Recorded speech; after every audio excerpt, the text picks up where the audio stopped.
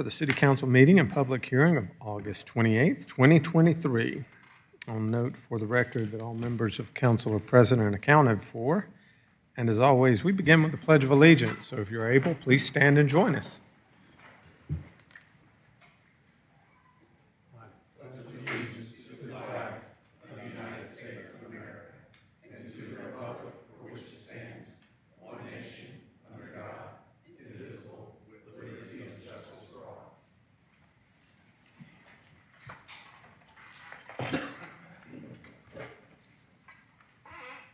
First item up on our agenda this evening is the consent agenda, and the consent agenda consists of the City Council work session minutes from the work session of August 21st, 2023, the City Council meeting minutes from the meeting of August 21st, 2023, and the alcoholic beverage license applications, which include PH-23-AB-19, Halloween LLC, DBA Gourmania, 124 DeVore Road, Alpharetta, Georgia, 30009, also PH-23-AB-20, Paramount Hospitality Group, LLC, DBA South Main Kitchen, 9 South Main Street, Alpharetta, Georgia, 30009. Was that me? PH-23-AB-21, Golden Universe Corporation, DBA Simon's Chinese Thai and Sushi, 3975 Old Milton Parkway, Suite 1, Alpharetta, Georgia, 30005. Ms. Shapiro, is there any public comment cards for the consent agenda this evening? No, Mr. Mayor. However, if anyone would like to come forward and speak on those, now's your chance. Seeing no one, we'll close public comment. Do I have a motion from council? Yes, Mr. Mayor, motion to approve the consent agenda. Second. I have a motion by Councilman Hypes to approve the consent agenda, a second by Councilman Mitchell. Any discussion? All those in favor of approving the motion, please vote yes. Otherwise, vote accordingly. And it does pass unanimously. So that'll wrap up the consent agenda, and we'll move on to the public hearing. And the first item up under the public hearing portion of tonight's meeting is CLUP-23-03/Z-23-10, Valor Christian Academy, 4665 Webbridge Road. Mr. Woodman, I believe you have the floor.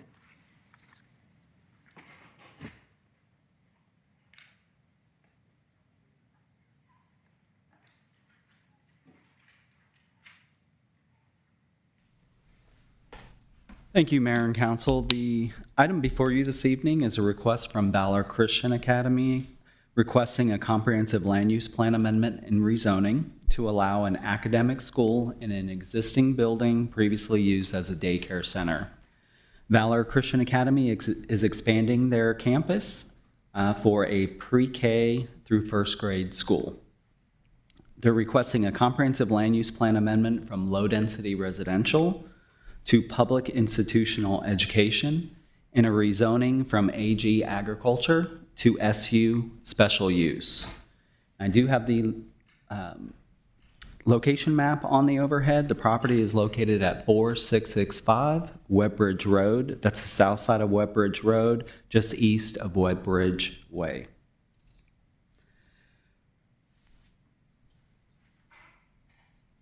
This is an aerial of the property. The existing Valor Christian Academy is located here off of Kimblebridge Road. And then their soccer field is located just north of their school. This is the former daycare center property here that they would like to incorporate into their campus. That property is developed with a one-story, just under 12,000 square foot building. It was previously Apple Tree ABC Childcare. That property was actually annexed into the city in 2007 from unincorporated Fulton County, and it carried the AG zoning at that time. Parkside Manor is located to the north of the property. Christ the Shepherd Lutheran Church is located to the west, and then Valor Christian Academy's existing campus is located to the south and east of this property. This is a street view of the property from Webbridge Road. And then this is the applicant's site plan. So the existing campus here was soccer fields. And then this is the property that they would like to reuse.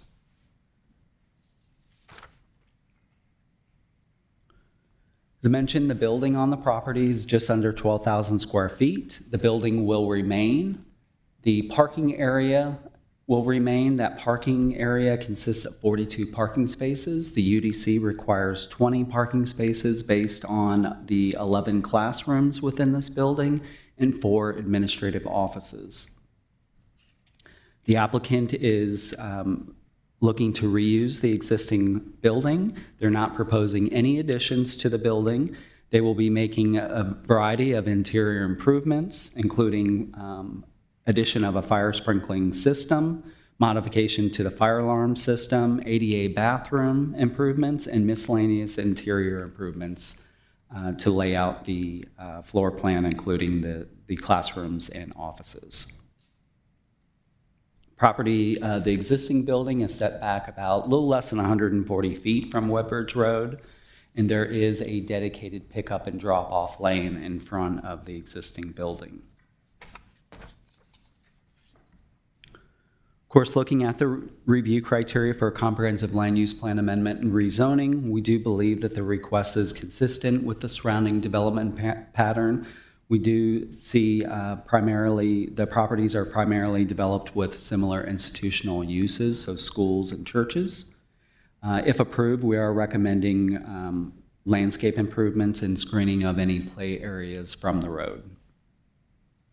This item was shown to the public at the July 12th, 2023 Community Zoning Information Meeting. There were no comments at that meeting.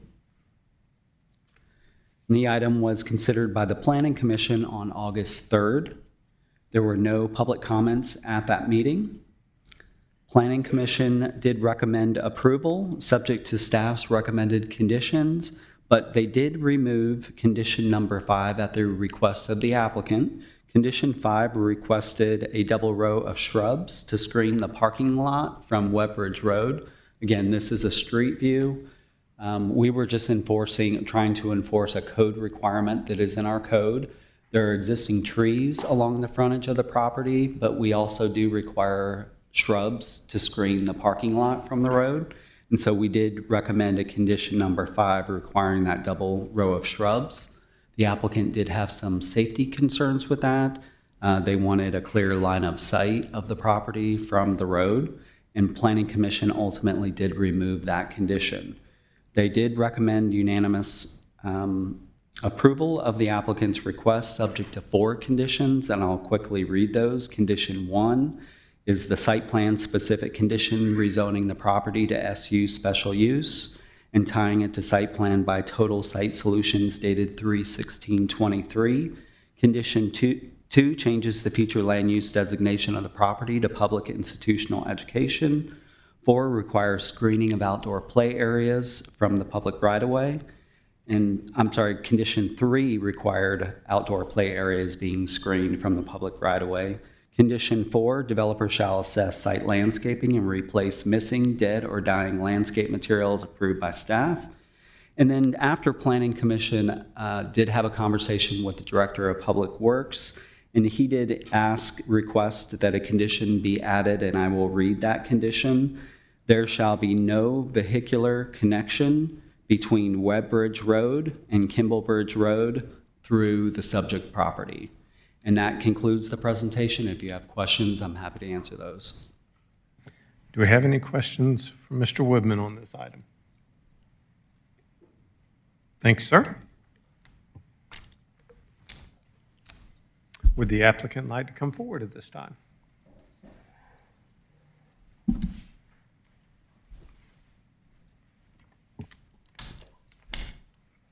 Mayor, Council, thanks for having us this evening, and thank you to Mr. Woodman and all his departmental help. I appreciate that.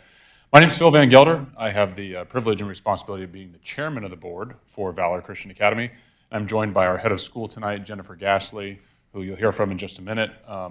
Real quickly, from a historical perspective, we thought we'd give you just a little bit of a 411 on what has transpired over the last couple of decades, actually, in terms of what the school has done for our community. So Bridgeway Christian Academy was begun as a ministry of the church, Bridgeway Church, off of Kimblebridge Road at that site about 25 years ago. And over the course of time, the school began to grow almost to the degree that it was outpacing the church. at which point it was pretty evident that the two organizations couldn't really cohabitate in that one facility. So the school was growing at a more rapid pace than the church actually was, at which point the two ministries separated, which was of a recent vintage.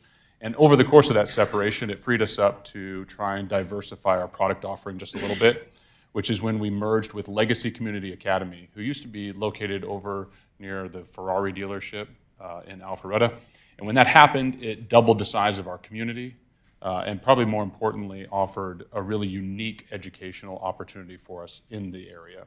We currently have about 400 students, of which are comprised 300 or so local Alpharetta families that are bringing their students on campus on a daily basis. So as this acquisition popped up, which was really happenstance for us, late last fall, almost in December of 2022, presented a unique opportunity, a contiguous land property that was directly next to us, of which we actually had some history with that was fortuitous as well. As they say, one thing led to another. We made that acquisition early in 2023 with the plan to open in the fall of 2023 just a few weeks ago. And then we found out there were a few things we didn't get grandfathered into that we thought we were going to in the course of that process, which is what leads us here tonight. As it relates to the specific operational things that occur on a daily basis within the school, our board doesn't get actively involved in that. So I've got Jennifer here tonight that's going to tell you a little bit about what this building will do for us operationally, and then we're open to whatever questions you may have. Thank you.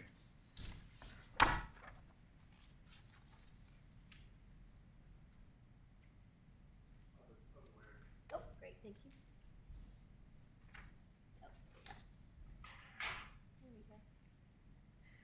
Thank you so much again. As Phil shared, my name is Jennifer Gasly. I currently serve as head of school for Valor Christian Academy.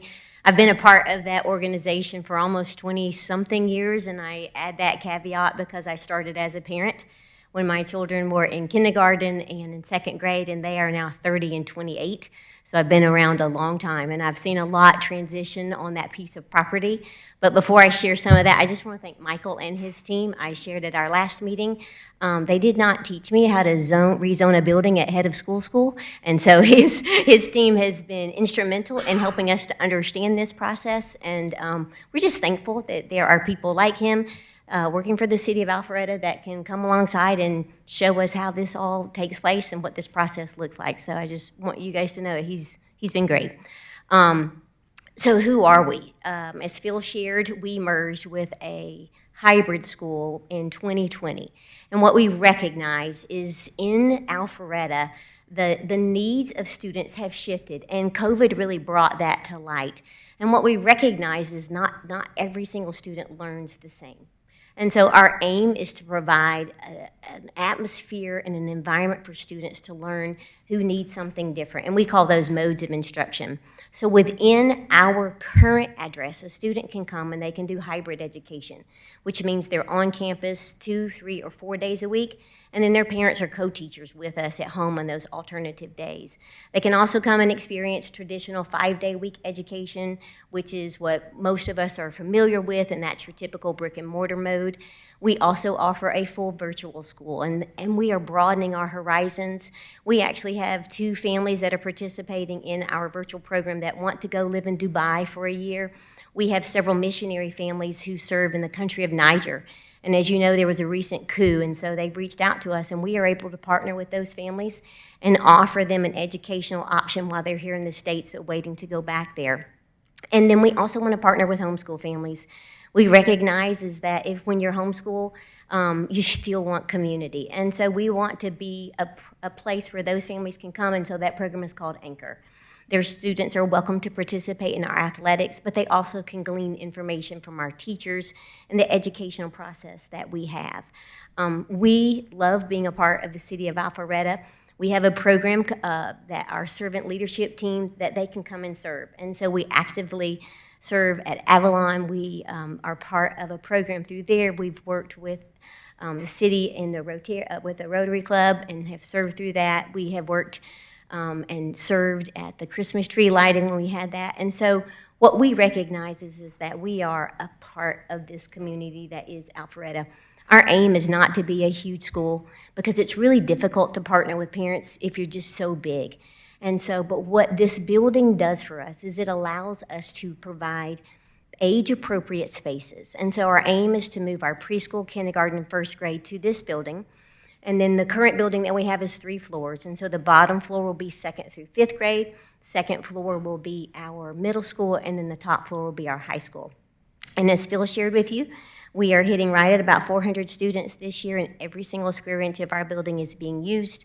My office is a co-working space, and there's also a class in there 1 day a week, and so it is quite fun. So anyway, what this property does for us is it provides us a place where we can expand, offer these age-appropriate classes, and then still support the families in Alpharetta that are looking for just something different that meets the needs of their students. Thank you, ma'am. Do we have any questions for the applicant? Thank you very much. Thank you. Ms. Shapiro, do we have any public comment cards on this item? We do not, Mr. Mayor. However, if there's anyone here that would like to come forward and speak on this matter, now's your opportunity. Seeing no one, we'll close public comment. Do I have a motion from council? Sir, Mr. Mayor, I'd offer a motion this evening to approve public hearing CLUP-23-03/Z-23-10 Valor Christian Academy at 4665 Wedbridge Road with the 4 conditions Planning Commission proposed, as well as the addition of 2 more. Number 5 will read, developer shall install a double row of shrubs adjacent to the parking lot to screen parking area from the street, as approved by staff. And we understand that there was some concern from a public safety standpoint, so this is just going to be roughly 3 feet tall, enough to keep the headlights from shining back out into the residential across the street, and give it a little bit of screening as well and privacy for you. There shall be, number 6, there should be no vehicular connection between Wedbridge Road and Kimblebridge Road through the subject property. Second.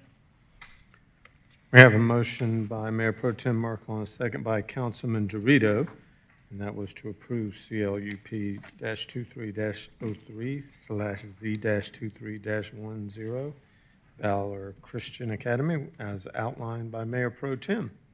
Any discussion? Yes. Councilman Binder? Just because that, didn't know it was discussed, I know it was discussed briefly, but I don't know if the applicant had a chance to say how they feel about that or the reason why. I know, if I could. If you don't mind Mayor. coming forward, just so it'll be heard by everyone.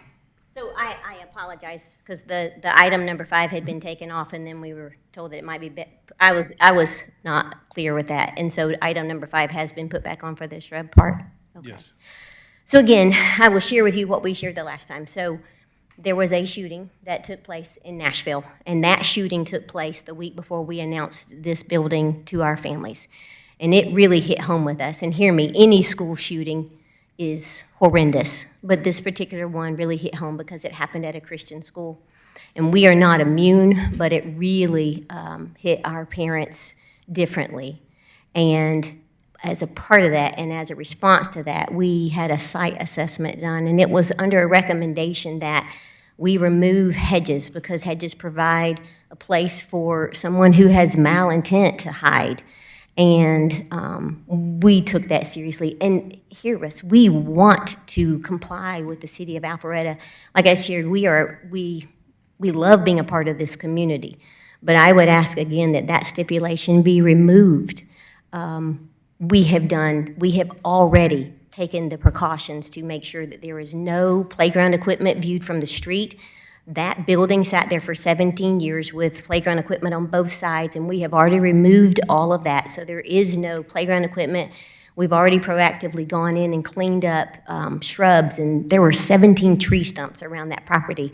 We have taken the steps that we can to make that piece of property attractive on that street. And we would ask that you would reconsider us not having to put that row of hedges up. And again, our aim is safety.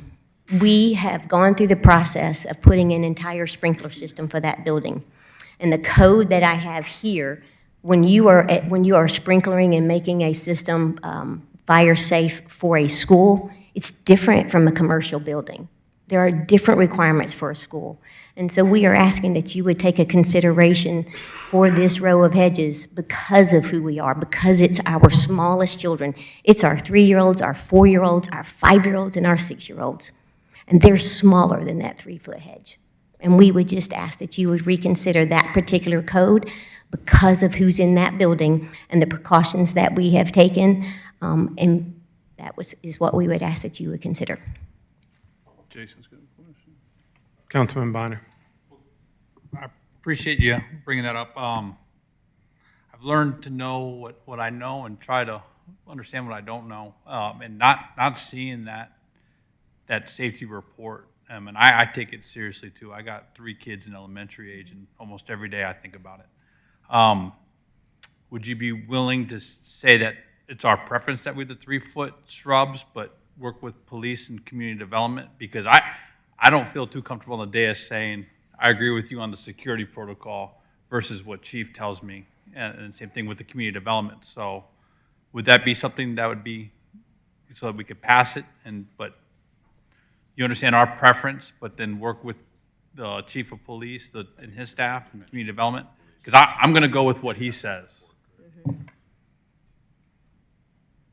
I think it's, I don't know if it was mentioned, that the site assessment that was done by Alpharetta City Police, and the public safety officer said that was his recommendation to remove that. Okay.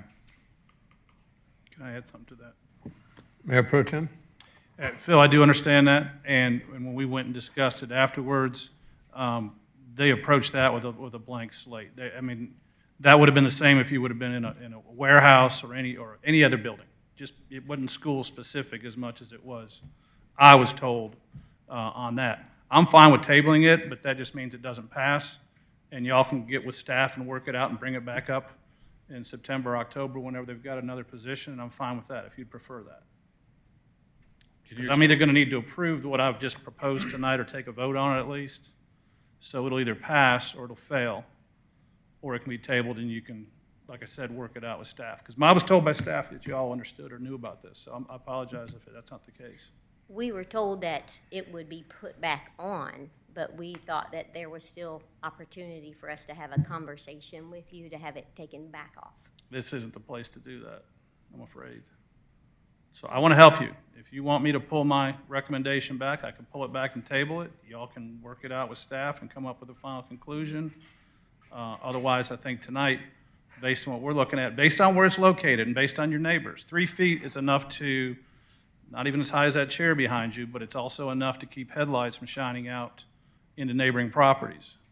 So if the neighboring properties didn't come out in opposition because they saw that there was going to be shrubbery there, we kind of got to go tell the neighbors that that's going to change based on your application, and then rehear this by staff. I mean, I'm leaving the condition in here as that you're going to work with staff on it. I'm not telling you what to put in there. I'm not telling you how high. I'm making the recommendation. The staff agreed to it, that a 3-foot buffer or a 3-foot height would be low enough that you should have pretty much all the visibility you need from the street. Got a couple of other council members that would like to chime in as well. Councilman Hypes and then Councilman Mitchell.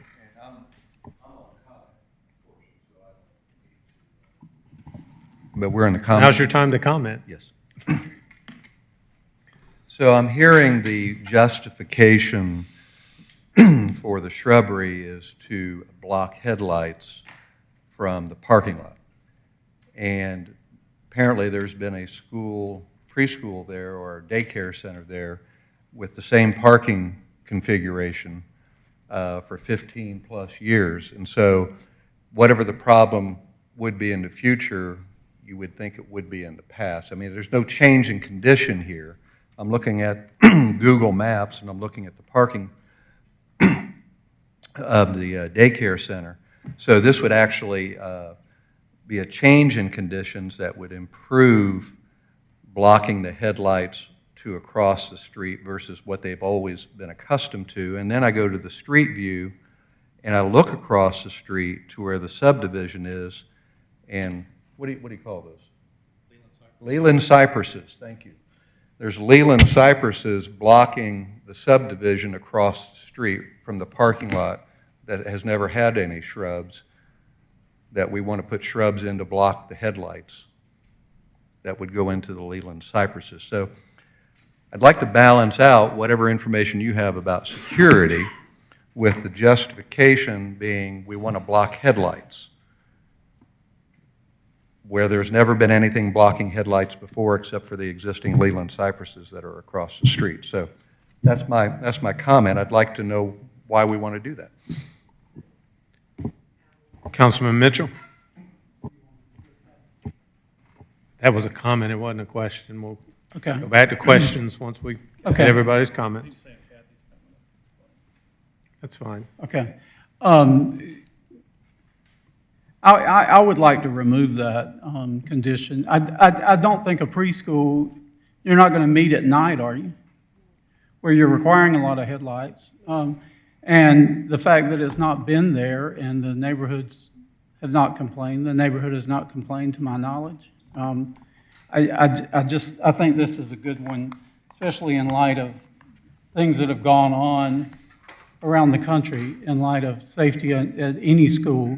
I think it's a good idea to lean in that direction versus just a headlight issue. I know in the fall, people will drive up with headlights in the morning, but most people are getting up anyway or need to get up. So it's fine with me to remove that condition if I need to make an alternative motion to do. Ms. Cook?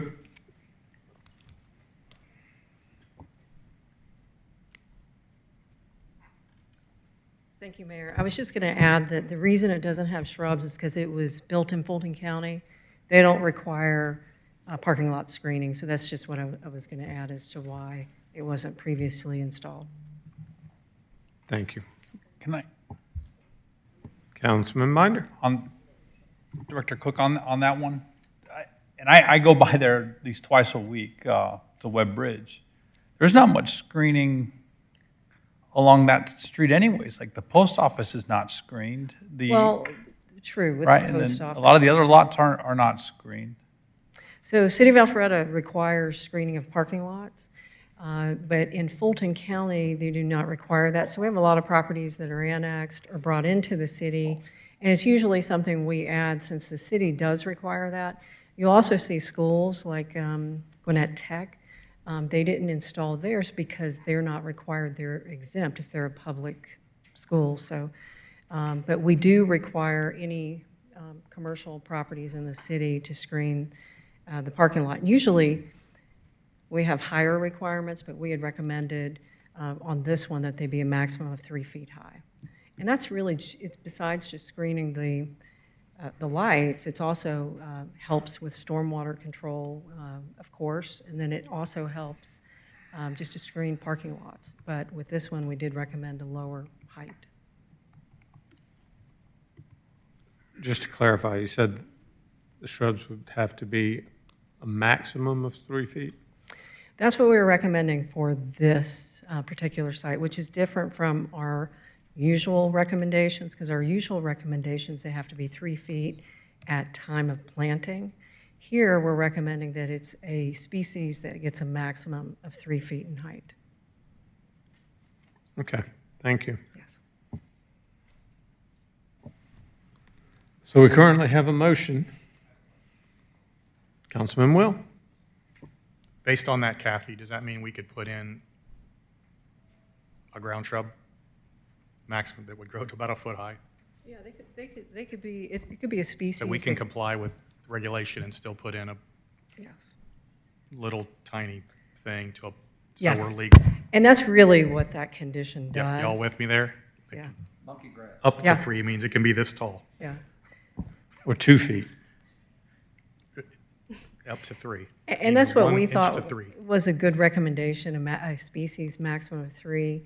That way, we're keeping that requirement, but it's certainly something that's low enough that you can't have some of the safety concerns. We, of course, would work with them if there were points of access that were important to them to keep clear, not even with the 3 feet. We would work with them not to require that. Thank you, Ms. Cook. Is that something the applicant is comfortable with?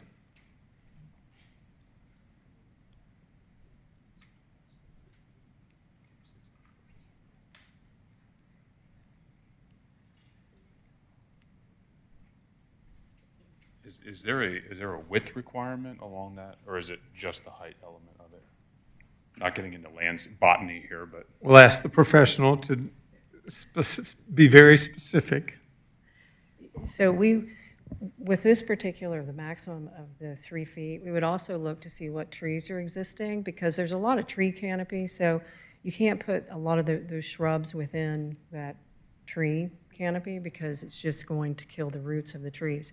So it could be that you have these spaced 10, 20 feet apart in some spaces, instead of, it's not going to be, 1 foot apart.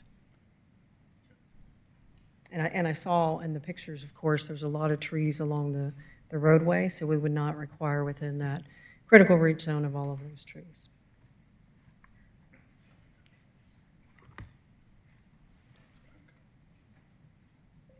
So I'm just, again, day-to-day things. So we're going to meet with you guys, figure out what that looks like, talk to our landscaper. I mean, how does that play out? Just walk me through that process. It's something that we would meet with you on site. We would meet with them on site to make sure that they're comfortable with that, but we still meet our requirements for the maximum, for the maximum 3 feet. Because we would still have our screening, and to us, that would meet the code requirements, because we did require that screening. We would meet with you. 3 feet or less. It wouldn't be a landscape plan, it would just be a meeting on site.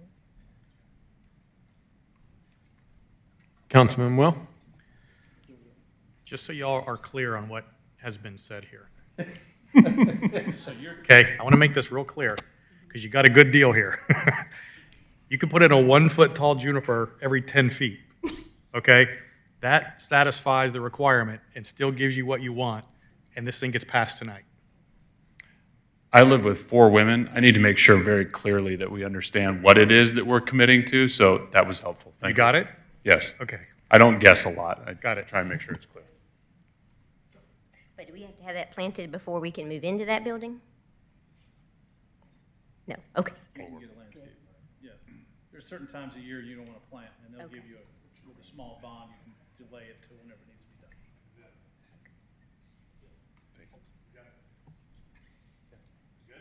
Yes, Yes. Seen a lot of heads now.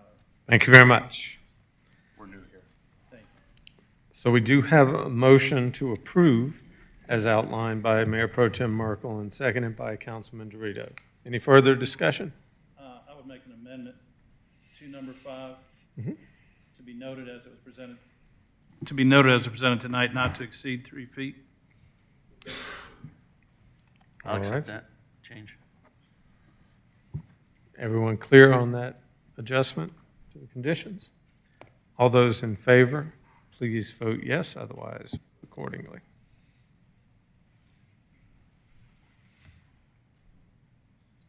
And it does pass unanimously.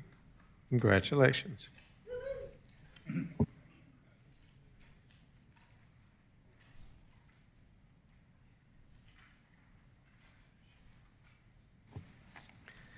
Next item up on our public hearing is the public hearing on the fiscal year 2024 millage rate levy. Director Harris, you have the floor. Good evening, Mayor and Council. This is the third of 3 public hearings, an opportunity to hear from the public regarding the 2024 millage rates. That we had the second hearing this morning, and there's been no changes. And in a few minutes, we will actually have the ordinances themselves of the millage rates and the budget. But right now, it's the public hearing. Thank you, sir. Ms. Shapiro, do we have any public comment cards on this? We do not, Mr. Mayor. However, if anyone would like to come forward, now's your chance to do so. Seeing none, we'll close public comment. There is no vote on this item. So we'll move on to the new business portion of tonight's meeting. And that first item will be the fiscal year 2024 millage rate ordinance, second reading. Ms. Eswine, would you like to do the reading, please? An ordinance by the mayor and the council of the city of Alpharetta to fix the ad valorem tax rate of the city of Alpharetta, Georgia for the fiscal year commencing July 1st, 2023 and ending June 30th, 2024, and for other purposes. Thank you, ma'am. Mr. Harris, you have the floor. There's the millage rate, operating millage rate is 4.951 mils, and the debt is 0.799 mils. Again, there's been no change since the first reading. Any questions for Director Harris? Thank you, sir. Ms. Shapiro, do we have any public comment cards on this item? We do not, Mr. Mayor. However, if anyone would like to come forward and speak on this, now is your opportunity. Seeing no one come forward, we'll close public comment. Do I have a motion from council? Yes, sir, Mr. Mayor, I'd offer a motion tonight to approve the second reading of fiscal year 2024 millage rate ordinance. We have a motion by Mayor Pro Tem Merkel. Do we have a second? Second. I have a second by Councilman Dorito. And that was to approve the second reading of the fiscal year 2024 millage rate ordinance. Any discussion? All those in favor of the motion, please vote yes. Otherwise, vote no. And it does pass 6-1.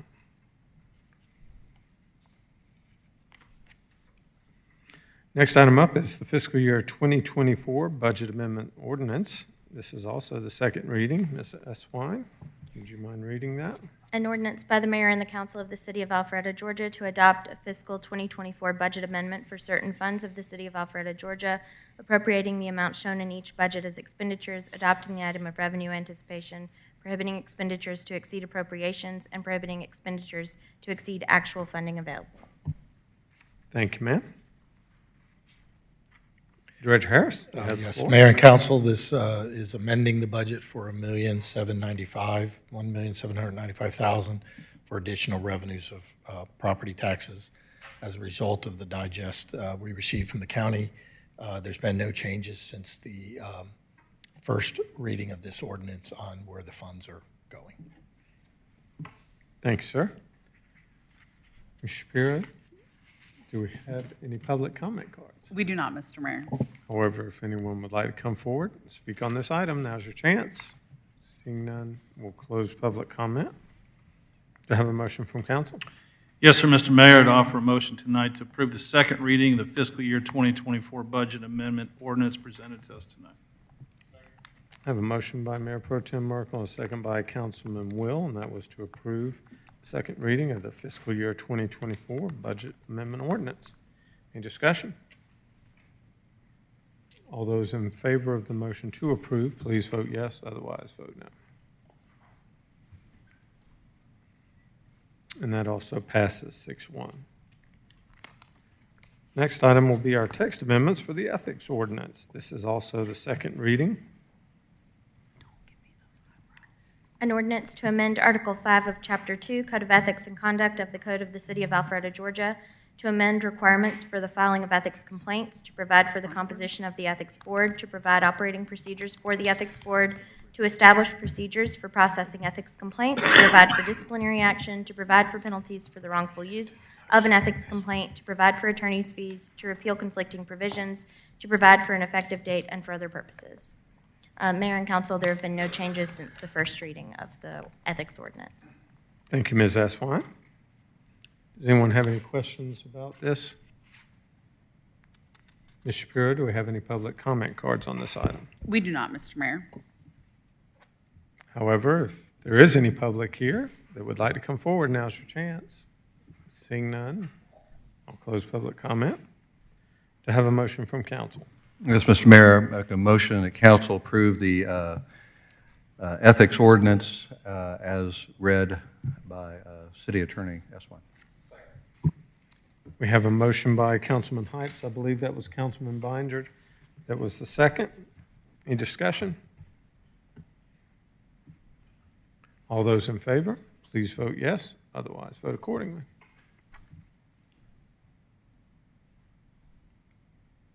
And it does pass unanimously. Next item up will be the invitation to bid 24-003 Public Safety Vehicle Purchase. Director Robinson, you have the floor.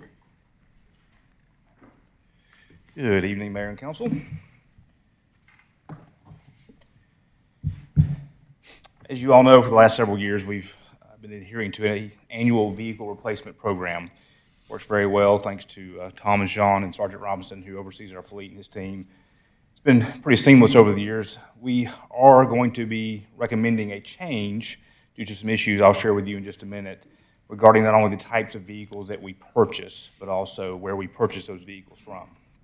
Typically, the last several years, we've been purchasing, like many departments across the country, Ford vehicles, SUVs for patrol, SUVs, and trucks for administrative, police, and fire.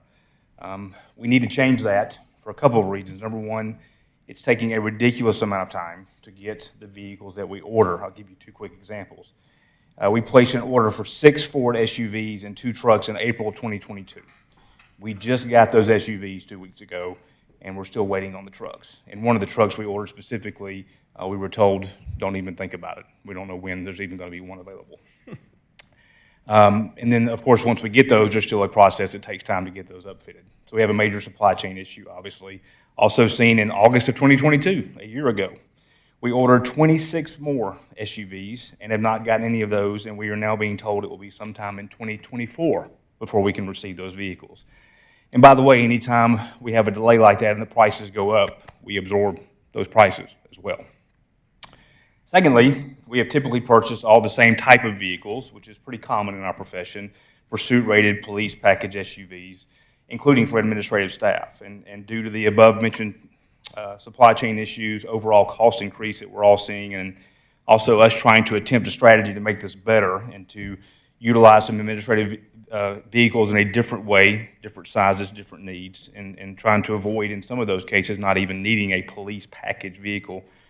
We wanted to search for lower-cost vehicles that meet our needs for administration. And by the way, administrative can be several different roles. I wanted to be clear on that. It can be management, it can be training, it can be fire marshals, it can be detectives. Several different roles fit in under admin and all have different needs.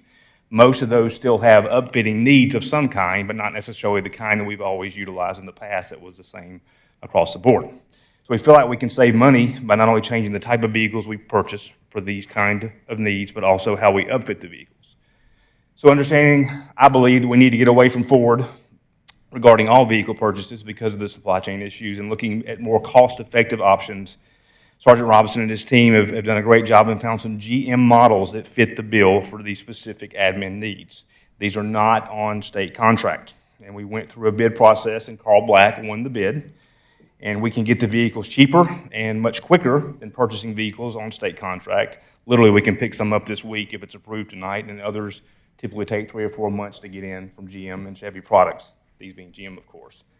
And so by doing all this, you're looking at a difference in price of savings of $95,000, $95,691.19. So with all of that said, we are recommending approve the award of ITB 24003 to Carl Black Buick GMC for purchasing 13 public safety vehicles and have those vehicles upfitted by Dana Safety Supply and authorize the mayor to execute all necessary documents. The price of the vehicles, the 13 vehicles, are $547,747, and the total price for upfitting those vehicles is $162,702.69. Be happy to take any questions. Any questions? Councilman Will? So, Director Robinson, I appreciate your team, Sergeant Robinson back there, for taking initiative on this. I love the fact that you got creative and went and found a better solution than just going back to the state contract and saving the city $100,000 and saving us a year's time. So is this something that you guys will continue to do moving forward, is be creative outside of these state contracts to try to save us some money? We'll always be willing to look at all options. It doesn't mean, we're going to have to look soon at purchasing some more actual patrol vehicles. And so we'll look at state contract, but we'll also look at other options that are out there and try to find the best option. But we don't feel like we're beholden to having to do state contract every time we make a purchase. So if the state contract ends up being a better option, then of course we would go with that. But if it's a situation like this where we can shop around and look around and find a better situation financially and to fit our needs of what we have for a vehicle, we'll certainly look at that every time from now on, assuming that we get approval tonight with this. And how many vehicles do we have in public safety? How many vehicles do we have in public safety? 175. 175. You're saving about $8,000 a vehicle here, so I consider that a significant savings if we can continue this. So I appreciate it. Mm-hmm. Any other questions for Director Robinson? Thank you, sir. Thank you. Ms. Shapiro, do we have any public comment cards? We do not, Mr. Mayor. However, if there's any public left, you're willing to comment, come forward. Seeing none, we'll close public comment. To have a motion from council. Mr. Mayor, I'd like to make a motion to approve the award of ITB 24-003 to Carl Black Buick GMC for purchasing 13 public safety vehicles and have those vehicles upfitted by Dana Safety Supply. Authorize the mayor to execute all necessary documents. The amount of the contract should not exceed $710,449.69. Second. I have a motion by Councilman Will, second by Councilman Dorito. Any discussion? Just a short one. Councilman Binder. I'd like to thank Chief for going through the process of doing this. However, as a grandson and a nephew of a Ford employees, this is by far my most difficult vote tonight. But no, good work. Thank you. Any other discussion? All those in favor of the motion to approve as outlined, please vote yes. Otherwise, vote accordingly. And it does pass unanimously. So we'll move on to the next item, which is the request for proposals, 23-117, facility assessment for 6 fire stations. Director Robinson, you still have the floor. All right, thank you. So at the last council retreat, we had a pretty in-depth discussion about the needs that we have in our fire stations, as you all know, many of which are extremely old. And so we had a discussion about trying to see what we could do to improve these fire stations from several different perspectives. The expectation was to have a consultant potentially come in and update and modernize, identify improvements to potentially update and modernize our fire stations with current footprint that we have, where possible, for each fire station in order to comply first and foremost with the clean station concept. Of course, that's a safety factor that we all are concerned about, but also looking at potentially facility expansion where needed, and what the cost would allow for that. Assessments and recommendations may include architectural, engineering, design services to improve the living and working environments of our firefighters, workflow and open floor plan, building features, public spaces, officer, non-officer areas, storage and maintenance, etc. So in looking at all that, we went through the RFP process, and our staff recommendation is to approve award of RFP 23-117 to Jericho Design Group, LLC, for the facilities assessment and renovations of the city's 6 fire stations, with approval of the associated contract and with authorization for the mayor to execute all necessary documents. That cost would be $97,500. And just for your information, the hope and goal would be to have this information in place by the time we have our council retreat, which I assume will be in January for discussion. Thanks, sir. Any questions? Councilman Will. Once again, Director Robinson, I believe the original contract for this was how much? What were we anticipating? I believe we budgeted $300,000 for this. So you guys have saved us another $200,000 tonight. I'm all about saving the city money tonight, Mr. Will. Yes, I am. I expect you to have that same savings when you go to build these things out. Is that all right? I make no promises on that, I can assure you. All right, that's it. Any other questions for Director Robinson? Thanks, sir. Thank you. Oh, Councilman Dorito has a question.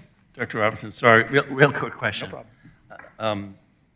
This will include, in the assessment, any new upgrades or addressing any, I guess, current weaknesses in exhaust replacement out of the stations and make it more safe for our firefighters, yes, correct? That's certainly a priority for us. As we've shared, and I think I shared this at our council retreat, in the last several years, we've had 5 firefighters with cancer. And so there's, we assume there's obviously a correlation there. So it's very much looking first and foremost at a clean station concept, but also just to add to that, we want to look at hopefully remodeling and rebuilding, or whatever that may be, stations that are going to last for another 30 years as well. So, but the clean station concept, the safety of our firefighters, of course, is number 1 on that list. Thank you. Mm-hmm. Thanks, sir. Ms. Shapiro, do we have any public comment cards? We do not, Mr. Mayor. Probably, because I don't see any public left, but if there's anyone here that I don't see, please come forward. Seeing none, we'll close public comment. Do I have a motion from council? Yes, Mr. Mayor, I make a motion to award RFP 23-117 to Jericho Design Group, LLC, for the facilities assessment for renovations of the city's 6 fire stations, with approval of the associated contract and with authorization for the mayor to execute all necessary documents. Second. I have a motion by Councilman Will and a second by Councilman Binder. Any discussion? Yeah, can I don't know if it's chief or project management, but more the timeline of what we're looking at as far as total. Director, do you have a general idea of what the timeline would be for this? Not for the contract itself, but after the contract gets approved and how, like, we would have to go to architectural drawings and how long to get shovel ready in an ideal? I mean, honestly, I'm going to put that on our council because we'll need to make a decision as far as, are we going to do a station at a time? Or are we going to try to do more than one station? But I mean, obviously, our goal is to get to work immediately, shovel the ground as soon as we can figure out the funding for that. But I think one of the decisions that once we know a number that'll have to be discussed, obviously, and made by the council is how do we want to go about paying for those changes, those renovations, and again, do we do one at a time? Do we do several? So I can't give you a great answer on that, except that that's where we would be again come January when we have, okay, this is what it's going to cost for Station 81. This is what it'll cost for Station 83, assuming that we want to follow their recommendations. Putting my hat on from other projects, but you're already starting to line up architects or because the stop go on these. Well, that's something we will plans. certainly work with Pete, as we've done in the past with several other public safety projects. And yeah, so from our perspective, our goal is to be on the ball and prepared as much as we can. Okay. So when we get a green light, that we're ready to go. Perfect. Absolutely. Maybe offline, you can help me get a better understanding of it and just assume a green light. Sure. Appreciate it. Okay.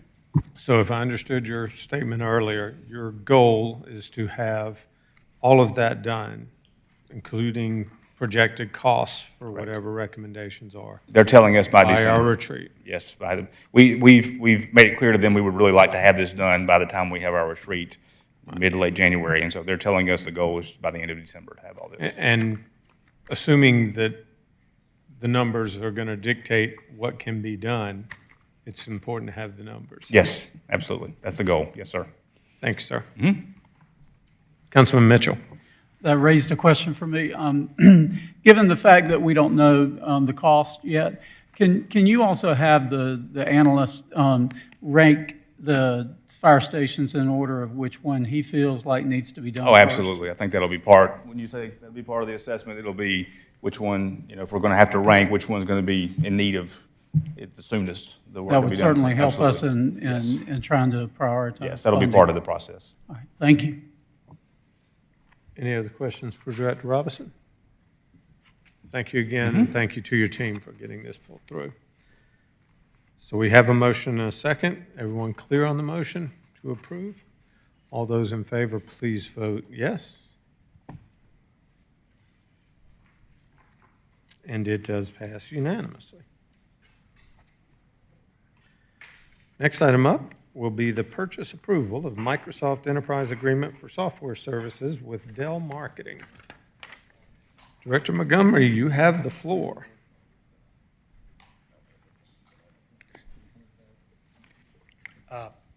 Good evening, Mayor and Council. My first question is, if this was deferred, do we need to do anything to bring it off? Okay, just want to make sure.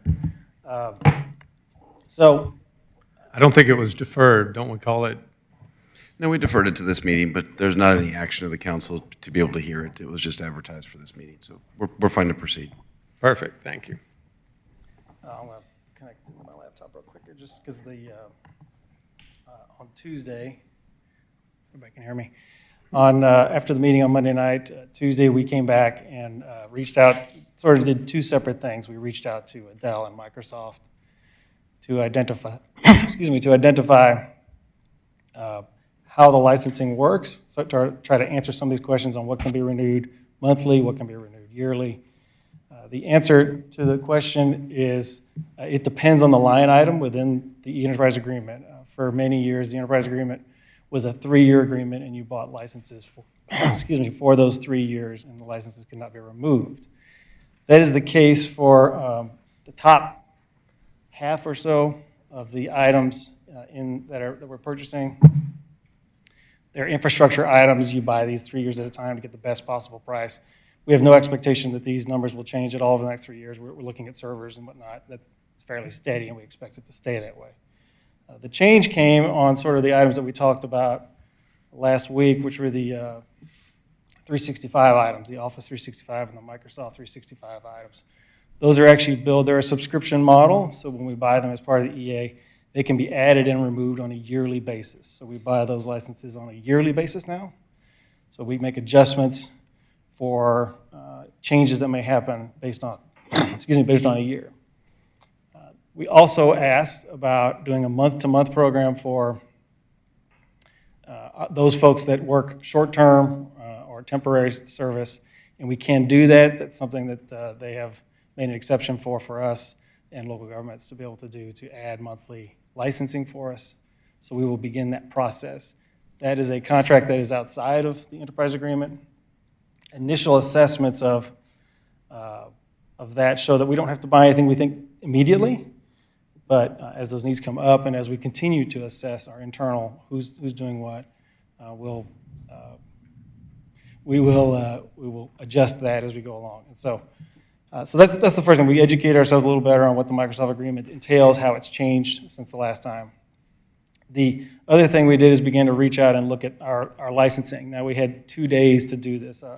The deadline for tonight's agenda was Wednesday night. So we had a short period of time to try and assess how we use our licenses, and came to a new criteria of a 12-month individual, a 12-month license, and a non-12-month license. And so did not have time to reach out and look at every single license in the city, but started with those that likely had the most of those non-12-month employees, which is the Parks Department.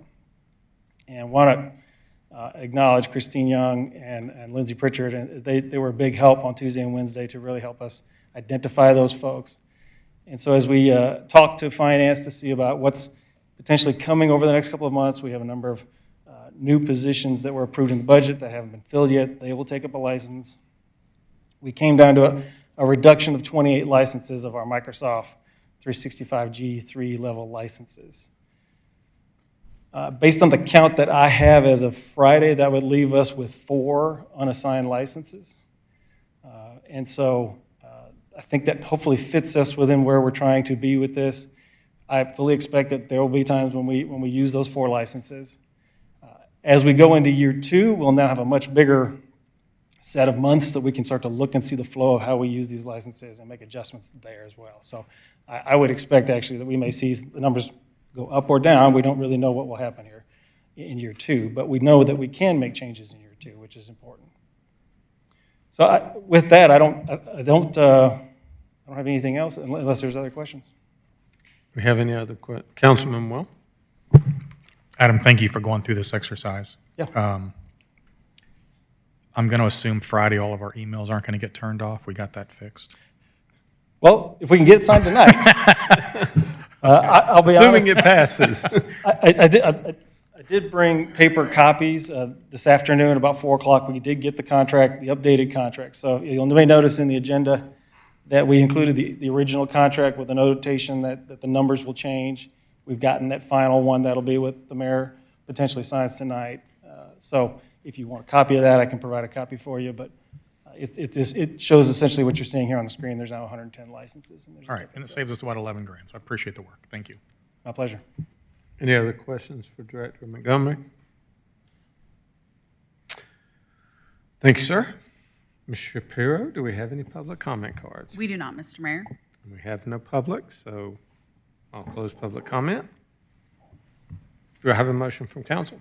Yes, sir, Mr. Mayor, I'd like to make a motion that we purchase the Microsoft Enterprise Agreement for Software Services with Dell Marketing LP, consideration of approval for the procurement of Microsoft Enterprise Agreement from Dell Marketing LP for 1 year, plus 2 renewable periods that are renewed annually in an amount of $290,479.78 using the state contract number 999 SPD, and then 50600006, and authorize the mayor to execute all necessary documents.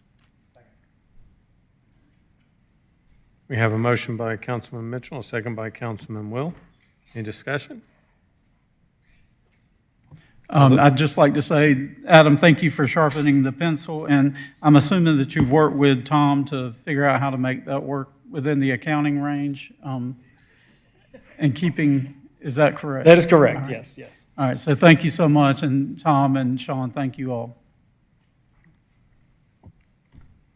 So if there's no other comments, all those in favor of approving the motion as outlined by Councilman Mitchell, please vote yes, otherwise vote accordingly.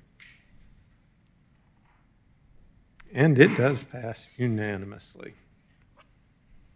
So that will wrap up new business portion tonight. Public comment? Seeing none, we'll close public comment. Any reports this evening? Councilman Will. I have to dig these up, so bear with me 1 second. We have three reports out of public safety. Two are super interesting, although, John, I can't find them at the moment. Hold on. Guess I jumped the gun. We had 2 of our 911 operators in the last week deliver babies over the phone. Coach people to deliver babies over the phone. Did I say that wrong? 2 in the same day. 2 in the same day. So we had Paul Miller delivered his second baby over the phone, and in the same day, Heath Stalton delivered a baby over the phone. So that's pretty cool. I would never want to have to deliver a baby, so that would good job for those guys. And then the last one was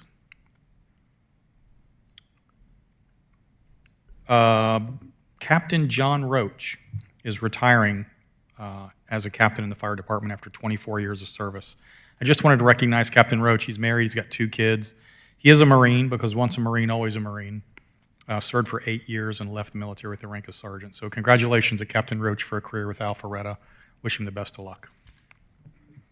That's it. Thanks, sir. Any other reports? All right, then we'll move on. I believe we do need an executive session this evening. Is that correct? And I'll call for a motion to vote to recess into executive session. Motion to recess for executive session. Second. Have a motion to recess into executive session by Councilman Will, second by Councilman Mitchell. Any Mr. Mayor, discussion? just for the record, the purpose is land acquisition tonight. Land acquisition it is. Thanks, sir. Any discussion? All those in favor, please vote yes, otherwise vote no. And it does pass unanimously. We will see you very soon.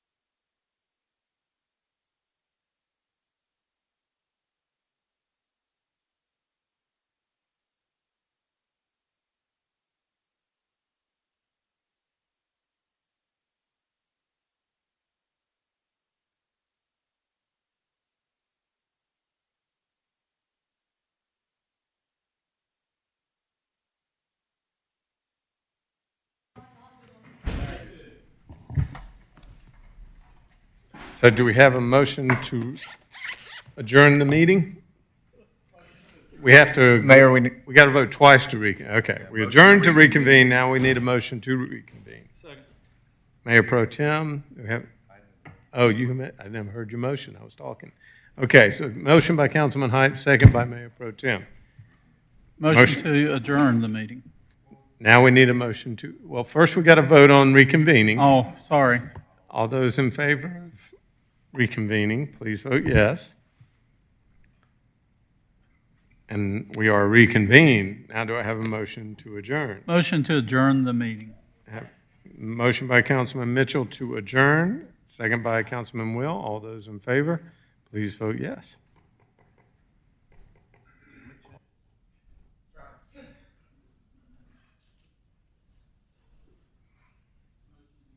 And the motion is adjourned. Thank you, ladies and gentlemen.